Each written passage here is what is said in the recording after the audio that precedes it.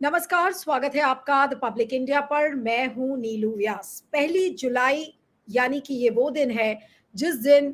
3 आपराधिक कानून लागू होंगे, जिसको लेकर राष्ट्रपति द्रौपदी मुर्मू ने भी अपने अभिभाषण में बात कही थी। इसके पहले तमाम बीजेपी के लोग भी कह चुके हैं कि ये जो 3 आपराधिक कानून है उनको लागू किया जाएगा। ये सुनने में आ रहा है कि बहुत सारे लोगों की ट्रेनिंग हुई है, लेकिन सवाल ये उठता है कि ये जो 3 कानून है इनके बारे में ये कहा जा रहा है कि ये ऐसे कानून हैं जो कि लोगों के मौलिक अधिकारों का हनन करेंगे।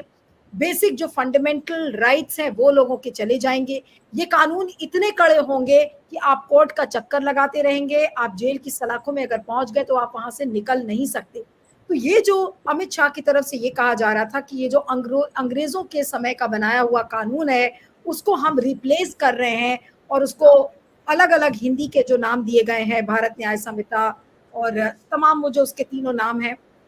जिसको कि ये कहा जा रहा है कि आईपीसी और सीआरपीसी को रिप्लेस किया जा रहा है। लेकिन सवाल ये उठता है कि जिस तरीके से सरकार ने इसको किया है, जब ये तीनों कानून पास हो रहे थे तो आपको याद होगा कि बहुत सारे एमपीज को सस्पेंड कर दिया था, निष्कासित कर दिया था और इन कानूनों पर कोई डिबेट और डिस्कशन नहीं हो पाया। हालांकि ये बोला गया जरूर कि हमने बहुत कंसल्टेशन किया है, सारे स्टेक होल्डर्स से बातचीत की है, लेकिन फिर भी कानून के जितने भी जानकार हैं वो कोई भी इन तीनों कानूनों से खुश नहीं है। अब मजे की बात यह है कि जो बार काउंसिल ऑफ इंडिया है, जो कि शीर्ष बॉडी है, स्टैट्यूटरी बॉडी है, उसके जो चेयरमैन है मनन कुमार मिश्रा, उन्होंने सारे बार एसोसिएशंस को ये चीज लिखित में दी है कि अब 1 जुलाई से जो ये 3 कानून लागू होंगे, इनके ऊपर कोई विरोध प्रदर्शन या धरना नहीं होना चाहिए और अगर किसी को किसी प्रावधान से दिक्कत है तो वो उसको बार काउंसिल ऑफ इंडिया के संज्ञान में लाए ताकि उस पर डिबेट और डिस्कशन हो सके।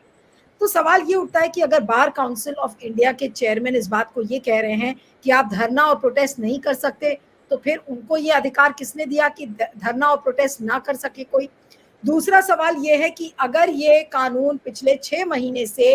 अभी हो रहा था कि कब से इम्प्लीमेंट किया जाएगा, तो ये जो डायलॉग और डेलिब्रेशन डिस्कशन ये तो पिछले 6 महीने में हो जाना चाहिए था। तो इसको लेकर अब क्यों लिख रहे हैं बार काउंसिल ऑफ इंडिया के चेयरमैन? तो क्या वो एक तरीके से ये बात कह रहे हैं जो मोदी जी या मोदी की सरकार नहीं कह सकती? क्या उस बात को बार काउंसिल ऑफ इंडिया के चेयरमैन मनन कुमार मिश्रा कहने की कोशिश कर रहे हैं? आज इन सारे मसलों पर बातचीत करेंगे और जो 3 आपराधिक कानून है उनको भी क्लोजली समझने की कोशिश करेंगे। हमारे साथ सुप्रीम कोर्ट के जाने माने वकील अरुण कुमार अग्रवाल इस समय हमारे साथ हैं। Sir, thank you so much for joining. आपका बहुत बहुत शुक्रिया।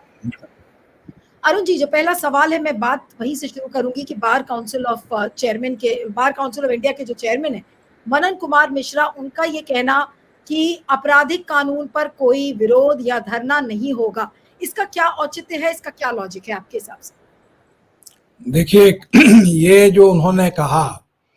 ये कलकत्ता हाई कोर्ट वहाँ के जो बार काउंसिल है, जो कि स्टेट की बार काउंसिल है, उसने एक दिन का स्ट्राइक जो है पूरे स्टेट में 1 जुलाई को रखा है। तो इसके कारण जो है अब और भी स्टेट इसको प्रोटेस्ट करेंगे या ड्रास्टिक एक्शन लेंगे, तो जिसमें कि कलकत्ता की वो जो वेस्ट बंगाल की बार काउंसिल ने जो लीड लिया है, तो उसको रोकने का उन्होंने ये प्रयत्न किया है और ये दिखाना चाहा है कि वो जो स्ट्राइक कर रहे हैं और एक दिन का वो पूरे दिन का वो कर रहे हैं, वो एकदम इलीगल है। फैक्ट है कि वो रेजोल्यूशन जो है यूनानिमसली पास हुआ पूरे बार काउंसिल में कि हम एक दिन स्ट्राइक करें। और भी ऐसे बार काउंसिल्स हैं या एसोसिएशन हैं जो कि वो स्ट्राइक के लिए वो कॉल करेंगे 1 तारीख के बाद। तो इसको उन्होंने रोकने के लिए जो है ये फरमान जाहिर किया कि कोई भी जो है बार काउंसिल स्ट्राइक नहीं करेगा, कोई प्रोटेस्ट नहीं करेगा और ये नहीं करेगा। तो ये उनका जो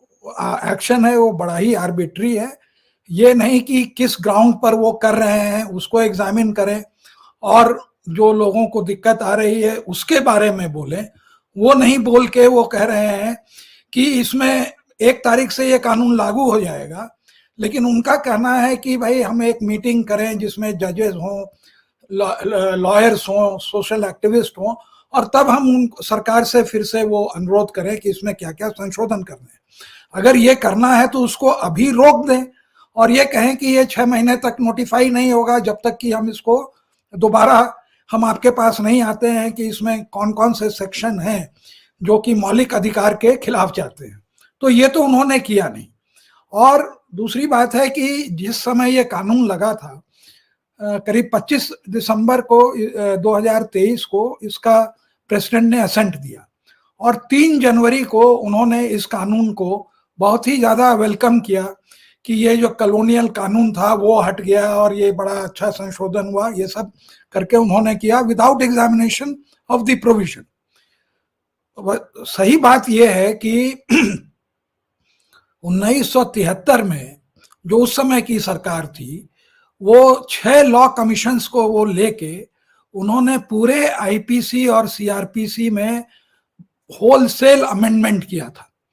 जिससे कि ये नहीं कहा जा सके, और उसको अपडेट किया था जिससे कि ये नहीं कहा जा सके कि ये कानून जो है कॉलोनियल है, या जहां जहां वो डोमिनियन या जो टर्मिनोलॉजी थी वो सबको उन्होंने हटा दिया था। तो ये, और काफी उसके अंदर में 13 साल की मेहनत और 6 लॉ कमीशन का इनपुट लेके तब जाके वो किया था। और चूंकि अमेंडमेंट था तो कहीं भी कोई प्रोटेस्ट नहीं हुई थी। यहाँ पे इन लोगों ने जो कानून बदला है, इसमें कोई ये नहीं है कि उन्होंने यूनिवर्सिटीज को लिखी, उन्होंने जजों से राय ली, स्टैंडिंग कमेटी में भेजा, लेकिन स्टैंडिंग कमेटी में जो डिसेंट नोट था और क्या उन्होंने उसको सुझाव दिया, इसको उन्होंने कभी भी उजागर नहीं किया, क्योंकि वहां भी लोगों ने इसको ऑब्जेक्ट किया था। अब जब लॉ पास कराना था तो जितने भी ऑपोजिशन वाले सांसद थे उन लोगों को, जो वेल के प्रोटेस्ट के अंदर में 100 से ऊपर एमपीओ को निकाल दिया गया और 1 घंटे 1.5 घंटे बहुत कम डिस्कशन से ये पूरा कानून पास हुआ। तो और उसके बाद ये नोटिफाई भी हो गया कि हम 1 जुलाई से इसको इम्प्लीमेंट करेंगे। तो हर जगह इन्होंने ये कोशिश करी कि जो हमने जो अच्छे सुझाव थे, जैसे कम्युनिटी सर्विस थी या ऑडियो विजुअल का वो था, लेकिन उसके अंदर में उन्होंने जो अपने मतलब का जो 4-5 ऐसा ड्रकोनियन प्रोविजन डाला, जिससे कि ये पूरा जो है हमारा स्टेट जो है, आप समझिए कि एक पुलिस स्टेट हो गया। और सबसे बड़ी बात है कि देखिए, वो एक कहावत है, वो शेक्सपियर की लाइन है कि flatter in minor things to deceive और major and to betray us in the gravest consequence. तो वही बात है कि ये छोटी बात में तो इन्होंने हमें कुछ दे दी, लेकिन जो मेन मुद्दे हैं उसमें इन्होंने हमारे साथ और जनता के साथ इस तरह का वो प्रोविजन डाला है कि, और पुलिस को इतना ज्यादा पावर दिया है जिससे कि अगर ये चाहें तो ये पुलिस स्टेट में कन्वर्ट हो जाए, वर्स देन इमरजेंसी।